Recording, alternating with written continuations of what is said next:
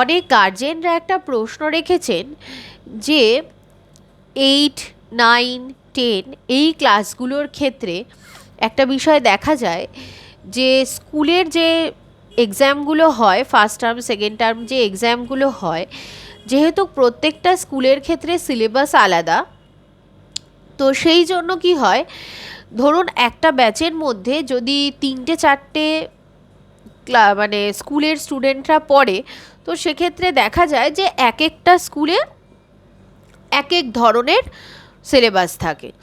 মানে দেখা গেল যে কোনো স্কুলে হয়তো ফার্স্ট সেকেন্ড থার্ড 3টে চ্যাপ্টার আছে, আবার অন্য আরেকটা স্কুলে হয়তো দেখা গেল ফার্স্ট আছে, আবার থার্ড আছে, ফোর্থ আছে। তো এরকমভাবে তো চ্যাপ্টারগুলো সব স্কুলে তো সমান থাকে না সব এক্সামগুলোতে।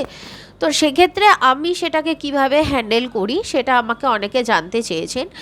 তো সেটার ক্ষেত্রে আমি বলতে চাইছি যে আমি যেটা করি সেটা হলো কি, আগে আমি যেগুলো কমন যে চ্যাপ্টারগুলো থাকে সেই কমন চ্যাপ্টারগুলোকে আমি আগে করিয়ে নিই, যেগুলো কিনা সব স্কুলেই রয়েছে।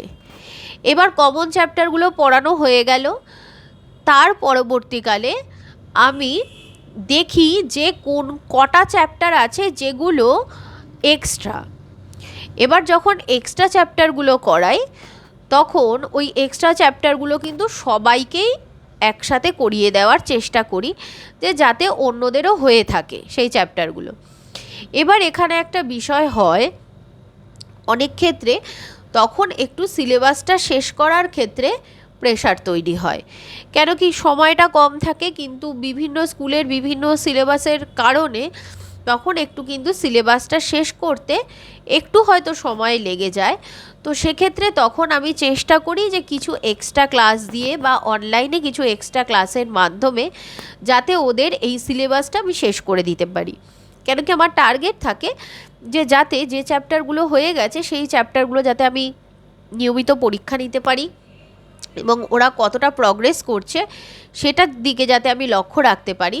সেই জন্য তখন হয়তো দেখা যায় যে যদি দেখা যায় যে সময়টা কম আছে কিন্তু সিলেবাসের চাপটা অনেকটা বেশি আছে, সেক্ষেত্রে তখন আমি এক্সট্রা কিছু অনলাইন ক্লাস প্রোভাইড করি, যে অনলাইন ক্লাসের মাধ্যমে আমি পড়াটা ওদেরকে বুঝিয়ে রাখি।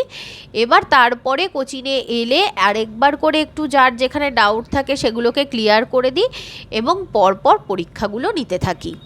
এইভাবেই আমি পুরো সেশনটাতে সিলেবাসটা কমপ্লিট করে দিই।